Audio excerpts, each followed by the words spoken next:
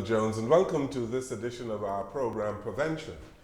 We began the series over the last several days in JCN, and we are here to educate the public on preventing non-communicable diseases in our country. And we are pleased to have with us today members of the Adventist Health Professionals Association, they are dietitians, medical professionals generally, a medical doctor here today, and we are going to have a conversation on how we can prevent some of these diseases that we have in our country. Of course, there are many Bahamians who are afflicted with diabetes, hypertension, various forms of cancers, and so at the end of this program, I'm sure you'll be better educated. Our guests on the program today are Rosemary Cooper, who is a diabetic educator, and she is president of the association. Next to her, Dr. Ida Mae Hanna, who is a registered dietitian and diabetic educator. Nathlyn McCraw, who is a health director for the South Bahamas Conference of Seventh-day Adventists. And we have Dr. John E. Carter, who is a retired medical doctor and a former president of the association. It's a delight to have you all here today. Thank you for having us. It's good to be here. Very good. And they are all armed with literature because there is a special event coming up. Madam President, Mrs. Cooper?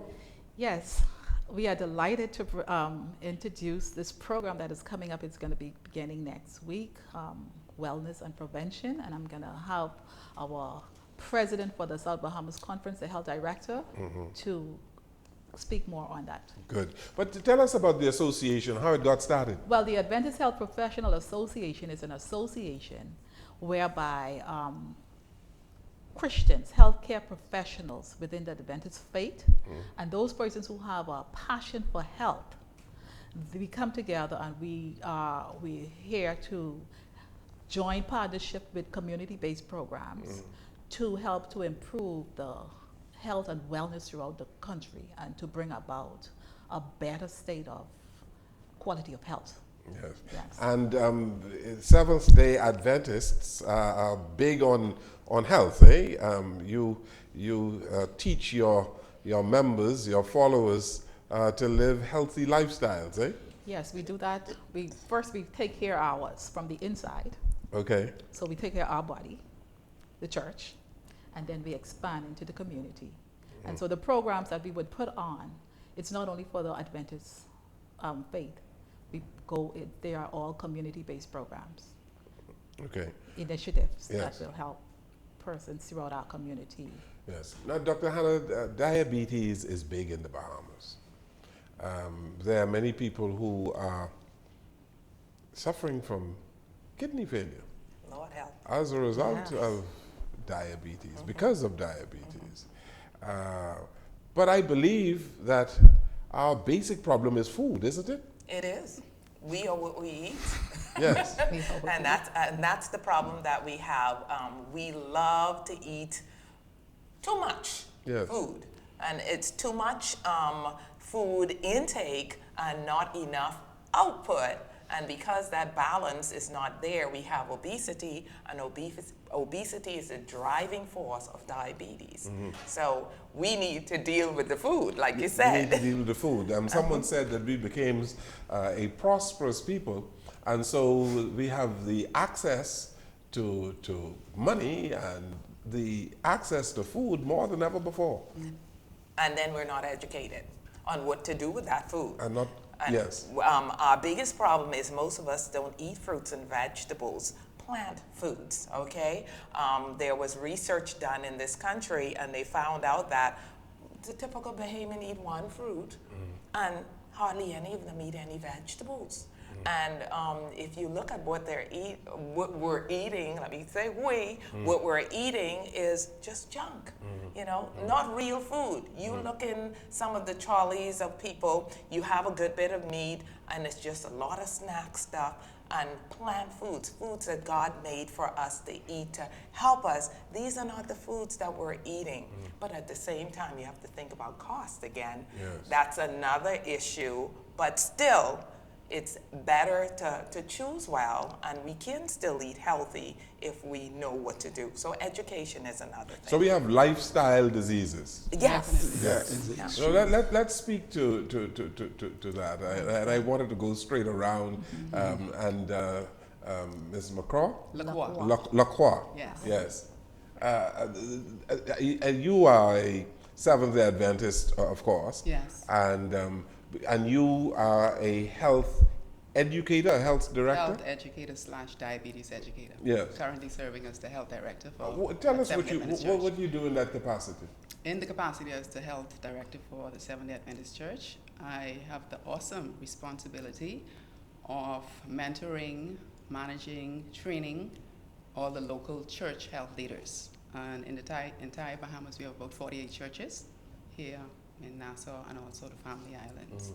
And so that's one of my main responsibilities, empower the local leaders and also to empower the leaders of our churches, the pastors who stand in the pulpit every Sabbath with the flock in front of them. So we aspire to empower them of the importance of taking care of the body temples that God gave us. God cannot use sick people. If you're lying down with amputations or blindness or kidney failure or whatever, you need someone to minister to you. So the thing is to preserve our mental, physical, and spiritual well-being so that we can do the work that God has left for us. But mind you, Mr. Kwa, there are some people who genetically Yes. It's in the genes. yes, they seem to be obese. Yes, they are rotund. Yeah, obesity is the driving force behind all NCDs. But of course, if someone incorporates lifestyle change, they can manage it better and possibly reverse it. We have seen that. Medical doctors have seen that. The traditional and non-traditional doctors have seen that based on lifestyle change. As Dr. Hannah spoke about earlier, we need to watch our portion sizes. There's only a certain amount of food that the body can assimilate in one meal. We want to eat a plate of starch, that's the macaroni, potato salad, the peas and rice, and then another half a plate of animal protein, which is very, very hard on the liver. Animal protein is the most toxic, acidic food that we can consume. Yes, there are some animal protein that are consumable, but in moderation. Just what can fit in the palm of the hand is quite enough, about 4 ounces of animal protein. If you're eating more than that, you're wasting your time and your money and you're just getting rich passes because the body only uses about 4 ounces of protein per meal. 4 ounces per meal. Yes. Well, So how do you determine that? instead of having the entire chicken thigh and drumstick, cut it in half. That's a serving. Half a fish instead of having a whole fish hanging out of the entire plate. If you're eating beef or steak or whatever, it shouldn't occupy half of the plate. The plate method, I'm sure you would have heard about the plate method. Half vegetables, whether cooked or uncooked. Quarter your starch, whether it's peas and rice or potato salad or plantain or whatever. And then the other quarter is your protein, whether it's animal-based or plant-based. Yes. And plant-based is definitely the way to go to reverse most diseases. Yes. Or, Yeah. yes. Now, Dr. Carter, you know, there are some very slim people who are unhealthy too. That is true. Yes?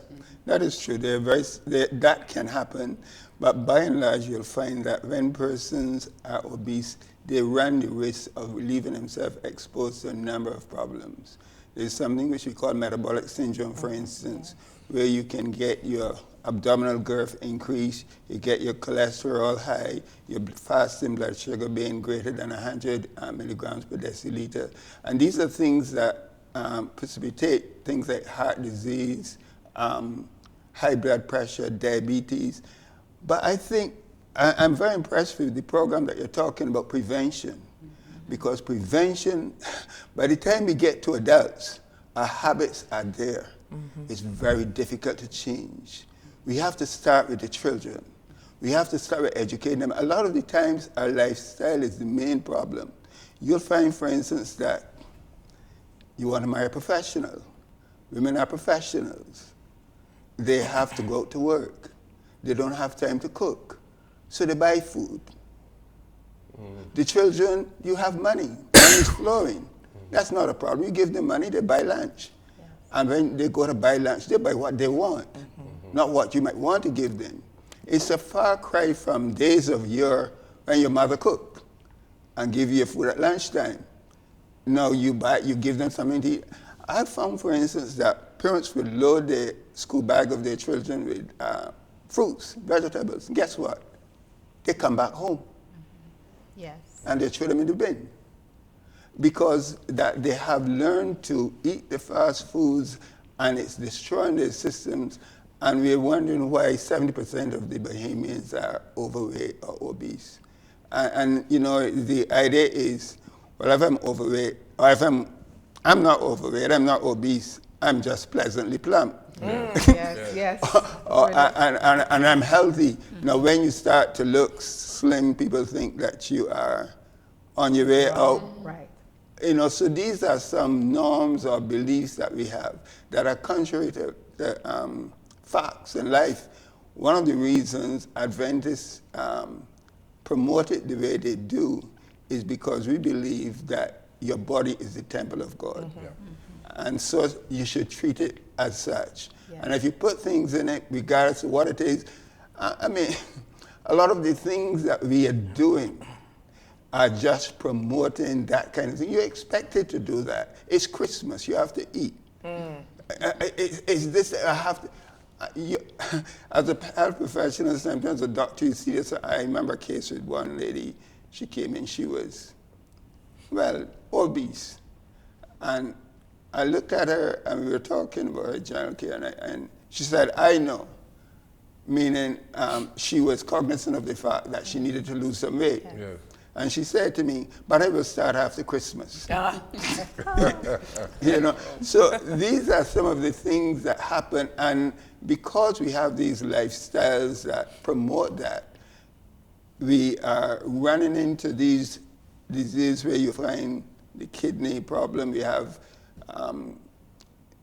dialysis going on, you have persons running around with high blood pressures, getting strokes, getting heart disease.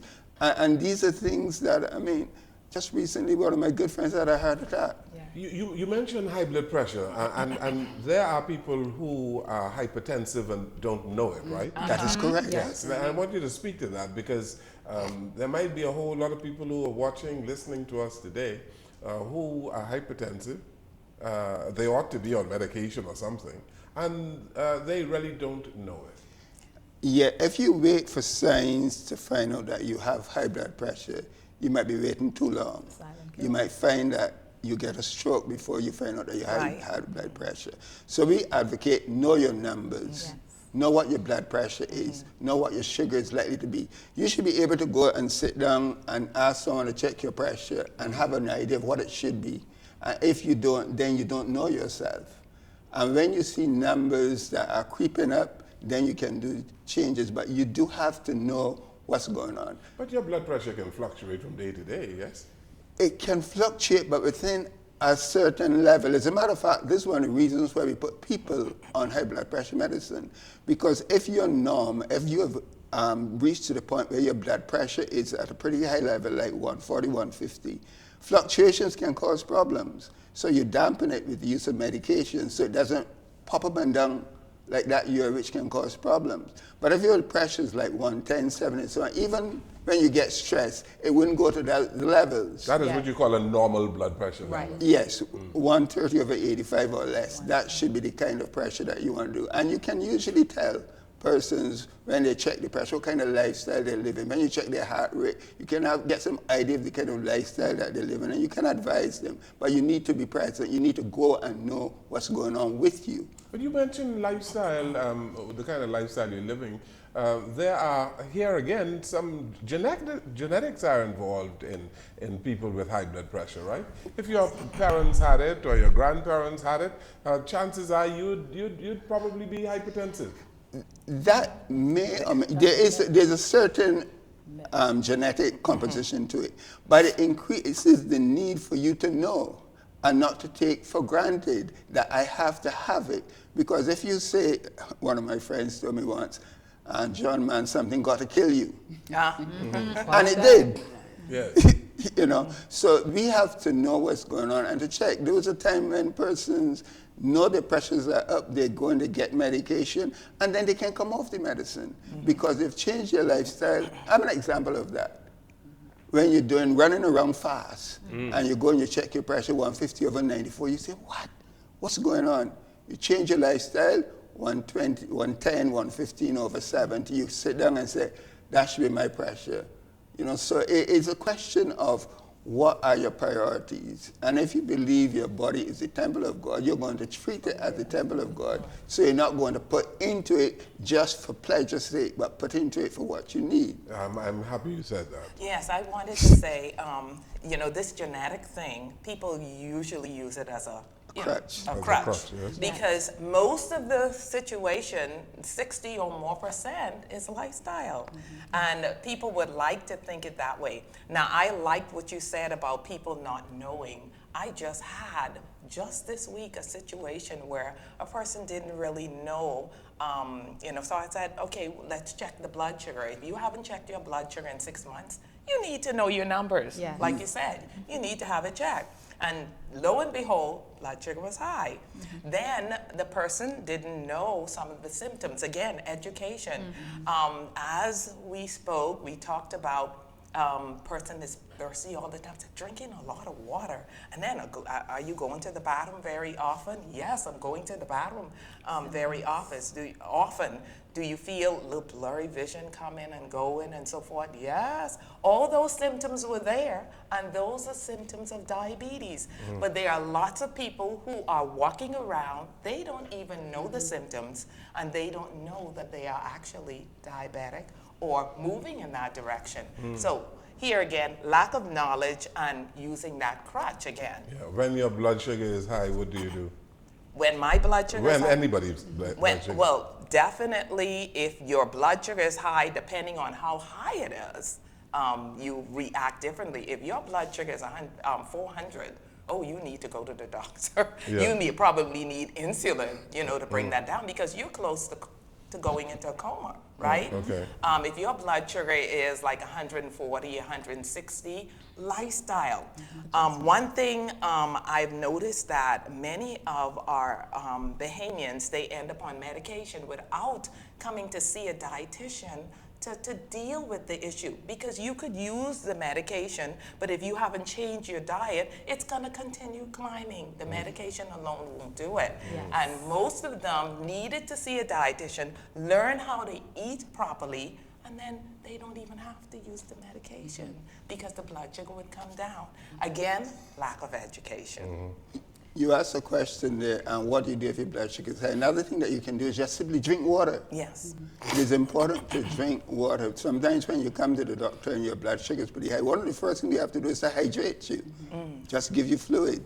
But then after you get that under control, then you can start to manage it. What do I have to do to keep this person's blood sugar normal from day to day, depending on what kind of lifestyle they have, their needs? Then you can go from there. That's where the diabetic education comes in. Yes.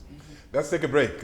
We are having a conversation on prevention, really, dealing with a number of health issues in our country, and we are pleased to have members of the Adventist Health Professionals Association here today.